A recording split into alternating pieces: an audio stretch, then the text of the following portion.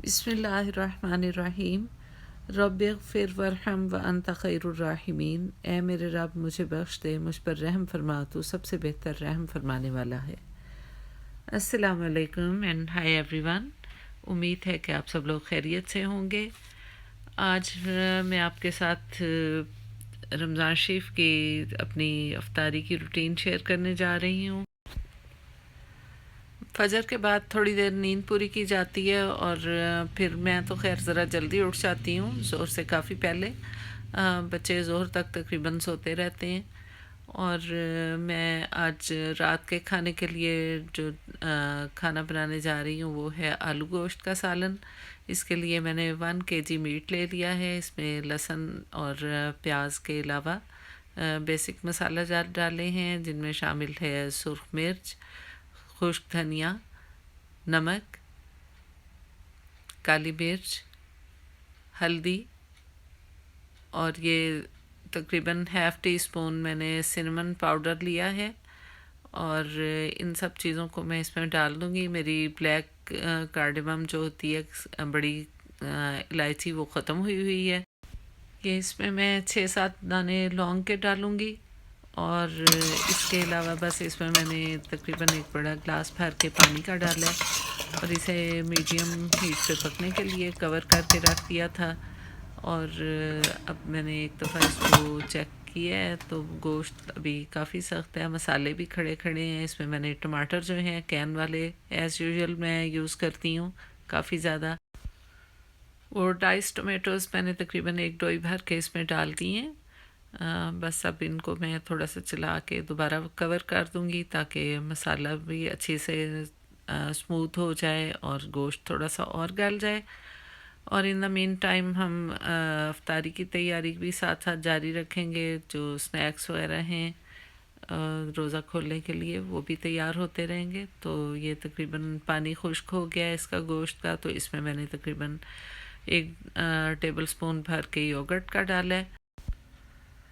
बस अब मैं इसके साथ थोड़ा सा गोश्त को भून लूँगी। जब इसका पानी मसाले का बिल्कुल खुश्क हो जाएगा तो मैं इसमें 2 डोई के बराबर तकरीबन कुकिंग ऑयल जो है वो ऐड कर रही हूँ और इसके साथ मैं इसे अच्छे से भून लूँगी। जब आधी भुनाई कंप्लीट हो जाएगी तो फिर इसमें पोटैटोज़ ऐड किए जाएंगे। पोटैटो ऐड करके उनको भी थोड़ा सा भून लूँगी और बस एंड पे फिर इसमें मैंने पानी ऐड करके इसे मीडियम आंच पे थोड़ी देर गलने के लिए छोड़ देना है ताकि गोश्त में कोई कसर रह गई हो या आलू गलाने के लिए जितना टाइम रिक्वायर्ड है वो पूरा हो जाए। तो एंड पे इसमें मैं थोड़ा सा सफ़ेद ज़ीरा छिड़क दूँगी। तो ये मेरा आलू गोश्त तो तैयार हो चुका है। और खाना बनाने के बाद मैंने बाहर तार पे जो डाली हुई थी लॉन्ड्री, मैंने सोचा उसको भी ले आऊँ, साथ साथ बाकी काम भी चलते रहें। आज बहुत ही खूबसूरत दिन है, बाहर धूप खूब निकली हुई थी। तो जब अच्छे धूप के दिन होते हैं तो मैं ड्रायर नहीं यूज़ करती, बाहर धूप में कपड़ों को फैलाती हूँ। तो कपड़े लाने के बाद फिर मेरा खाना तो तैयार हो चुका है। अब इसके साथ हम तैयार करेंगे अपने पकौड़ों की तैयारी की जाएगी। आज बच्चों की फरमाइश थी कि हमें पकौड़े चाहिए अफ्तारी के लिए, तो इसके लिए मैंने फिर पकौड़े बनाए हैं। ये जिस लच्छा पकौड़ों के लिए काटे जाते हैं प्याज, यानी लंबे लंबे गोलाई के रुख, वो हैफ काट के अनियन, तो कुछ मैंने उस रुख से काट लिए हैं और कुछ सिंपल स्लाइस की हैं अनियन। और फिर बाकी इसमें चीज़ें हरी मिर्च और पालक सिर्फ यही ऐड करूँगी, थोड़ा सा सब्ज़ धनिया डलेगा। मौसम इतना अच्छा जा रहा है आजकल, बिल्कुल भी रोज़े का पता नहीं चलता। हर काम बहुत अच्छे से हो रहा है और दिन गुज़रते हुए भी अंदाज़ा नहीं होता कि कितनी तेज़ी से दिन गुज़र जाता है। अल्लाह पाक हमें इस महीने में पूरी तरह से इबादत की तौफीक अता फ़रमाए, क्योंकि एक अमल जो है नेकी का एक अमल 70 गुना उसका सवाब मिलता है इस महीने में। और इस महीने में जन्नत के 8 दरवाज़े खोल दिए जाते हैं, जहन्नम के दरवाज़े बंद कर दिए जाते हैं और शयातीन जकड़ दिए जाते हैं। नफल का सवाब फ़र्ज़ के बराबर और एक फ़र्ज़ का सवाब 70 फ़राइज़ के बराबर होता है। راہ خدا میں اگر ہم 1 روپیہ خرچ کریں گے تو 70 روپے کے برابر اس کا ثواب ملے گا. اسی طرح اگر ہم ایک قرآن شریف پورے رمضان شریف میں ختم کرتے ہیں تو اس کا ثواب میں وہ ہمیں 70 گنا ہو کے ملے گا، یعنی اجر و ثواب میں وہ 70 قرآن شریف پڑھنے کے برابر ثواب ہو جائے گا. تو یہ سب ہمارے لیے انسینٹیوز ہیں کہ ہم اپنے عبادات میں جو کمیاں ہیں ہم ان کو دور کر سکیں، اور رحمت خداوندی تو بہانے بہانے سے ہمیں عطا فرماتی ہے اپنی بے تحاشا عطا کرنے کی صفت کے حساب سے، نہ کہ ہمارے اعمال کے حساب سے. تو اللہ تعالی ہمیں توفیق عطا فرمائے کہ ہم بہت اچھے طریقے سے اس رمضان شریف کے ٹائم کو استعمال کر سکیں، اور ان عبادات کے لیے جو عام دنوں میں ہم سوچتے رہتے ہیں لیکن بہت مصروفیت بھی ہوتی ہے اور بعض اوقات نفس کی سستی حاوی ہو جاتی ہے. تو یہ ایک ٹائم اور اپرچونٹی ہے جب ہمیں بہت سارا ٹائم ملا ہے گھروں میں رہنے کا، تو اللہ پاک ہمیں اپنی زندگیوں کو بہتر بنانے کی توفیق عطا فرمائے. آمین ثم آمین. اللہم صلی علی سیدنا محمد وعلی آل سیدنا محمد مبارک وسلم. تو یہ تو تھی کچھ باتیں رمضان شریف کے بارے میں. تو اب آ جاتے ہیں کھانے پینے کی طرف. تو اس میں میں نے آج جو امیزہ تیار کیا ہے پکوڑوں کا، اس میں نے صرف پیاز، پالک اور اس کے علاوہ تھوڑی سی ہری مرچ اور سبز دھنیا وغیرہ استعمال کیا ہے. ان کو میں نے شروع میں سبزیوں کو صرف نمک لگا کے ہاتھ سے تھوڑا سا مسل لیا تھا تاکہ تھوڑی سی سافٹ ہو جائیں، اور ان میں سے اگر کوئی پانی وغیرہ نکلنا ہے تو وہ پہلے نکل آئے. اور امیزہ بناتے ہوئے اس میں نے بیسن بھی بہت زیادہ نہیں ڈالنا اور پانی بہت کم استعمال کرنا ہے، کیونکہ نمک وغیرہ لگنے کی وجہ سے سبزیوں میں سے مزید پانی جو ہے پیازوں میں سے خاص طور پہ نکلے گا. تو یہ میں نے لچھا پکوڑے اسٹائل میں امیزہ اس کا تیار کیا ہے. یہ سافٹ والے پکوڑے نہیں، اس لیے اس میں بہت کم بیسن استعمال کیا گیا ہے. تو بہت اس سے کرسپی اور اچھے پکوڑے بنے ہیں، اور آپ بھی اس کو ٹرائی کر کے دیکھیں. اس کے بعد میں نے پکوڑوں کا امیزہ بنانے کے بعد تھوڑی سی فروٹ چاٹ بنا لی تھی، اور کیونکہ ساتھ ساتھ باقی چیزوں کی بھی تیاری جاری ہے، اور پکوڑوں کو میں مکسچر تیار کر کے رکھ دوں گی، اور افطاری سے صرف فیو منٹس بیفور ہی اسے میں فرائی کروں گی تاکہ پکوڑے کرسپی رہیں، ڈھیلے نہ پڑ جائیں اور گرما گرم اویلیبل ہوں. فروٹ چاٹ آپ کو تقریباً میرے ہر افطاری میں ہی نظر آئے گی، کیونکہ بچے ویسے فروٹ نہیں کھاتے، اس طرح ذرا شوق سے کھا لیتے ہیں. بس اس میں یہ ہوتا ہے کہ میں پہلے دن تو میں نے بیٹے کے کہنے پہ اس میں چاٹ مسالہ ایڈ کر دیا تھا، لیکن عام طور پہ اس میں صرف تھوڑا سا سالٹ اور ہلکی سی شوگر ایڈ کرتی ہوں، بس اس کے علاوہ چاٹ مسالہ وغیرہ نہیں یوز کیا جاتا. اور چاٹ بھی الحمدللہ تیار ہو چکی ہے. اس کے بعد میں نے اپنے جو پہلے سے تیار کیے ہوئے فروزن سموسے تھے ان کو نکال کے فرائی کر لیا ہے، تاکہ سموسے تیار ہو جائیں گے تو اس کے بعد پھر انشاءاللہ تعالی میں پکوڑوں کے تلنے کا کام شروع کروں گی. اور سب کام الحمدللہ بہت اچھے سے ٹائم پہ پورے ہو چکے ہیں، اور بالکل اینڈ پہ ہم لوگ تلنے کا کام شروع کرتے ہیں، اور یہی ٹینشن لگی رہتی ہے کہ کہیں لیٹ نہ ہو جائے گی. لیکن شکر ہے اللہ کا، نہ صرف ہر کام ٹائم پہ پورا ہو جاتا ہے بلکہ آرام سے بیٹھ کے دعا مانگنے کا بھی موقع مل جاتا ہے.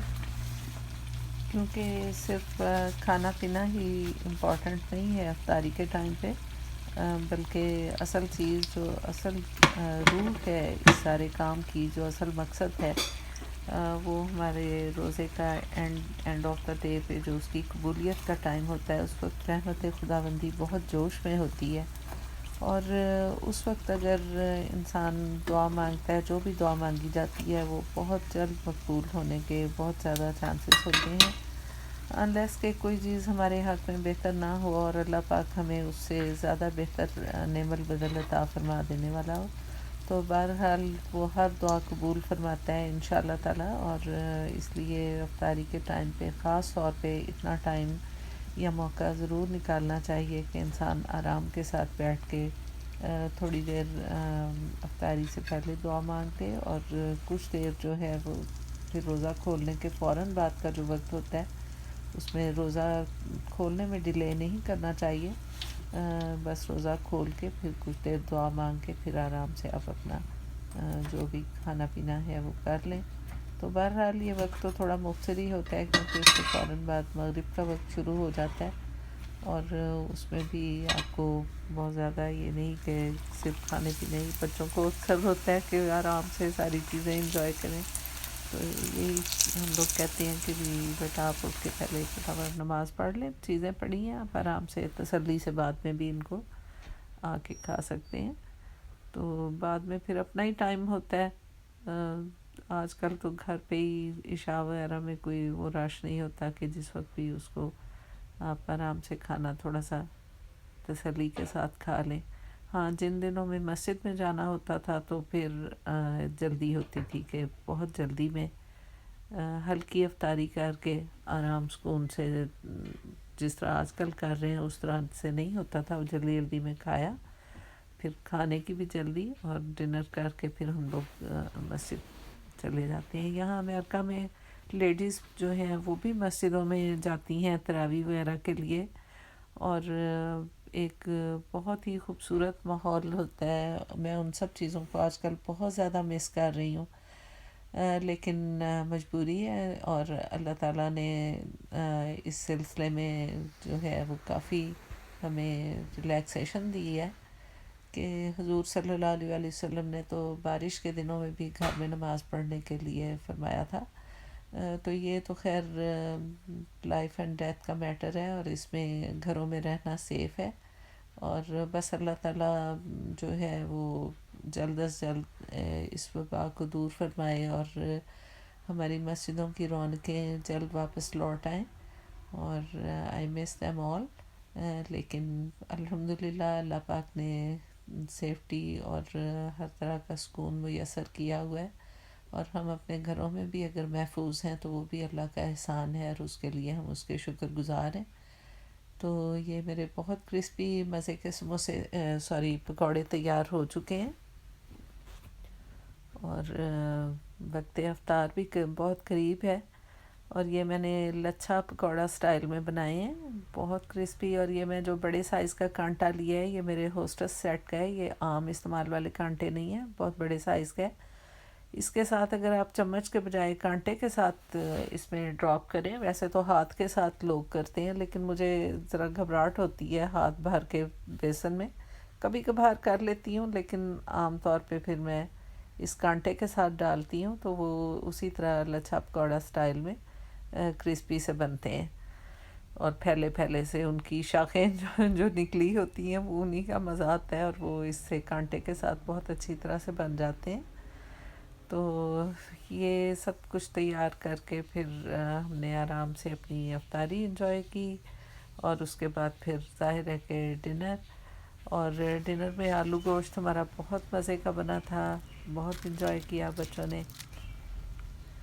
میرے گھر میں عام طور پہ پکوڑے سموسے وغیرہ بہت زیادہ ایوری ڈے نہیں بنائے جاتے, لیکن میں پھر ایک آدھ دن تلنے والی چیزیں بنا لیتی ہوں, اور نیکسٹ ڈے جو ہے تھوڑا سا ہیلدی سائڈ پہ اس کو لے آتے ہیں, وہ چیزیں استعمال کر لی جاتی ہیں جو نان فرائیڈ ہوتی ہیں. تو بہرحال یہ رمضان شریف ہے, یہ سب کچھ تو چلتا ہی رہے گا اسی طرح, کبھی کسی انداز سے کبھی کسی طریقے سے. تو میری آج کی ویڈیو آپ کو کیسی لگی, اپنی رائے کا اظہار کریں پلیز آپ کامنٹ باکس میں آ کے. اگر آپ نے میری ویڈیو کو سبسکرائب نہیں کیا تو پلیز اسے میرے چینل کو اب سبسکرائب کر دیجئے, and don't forget to hit the like button. ملتی ہوں آپ سے میں نیکسٹ ٹائم بہت ساری دعاؤں کی درخواست کے ساتھ. مجھے اپنی دعاؤں میں خاص طور پہ یاد رکھیں. اللہ حافظ.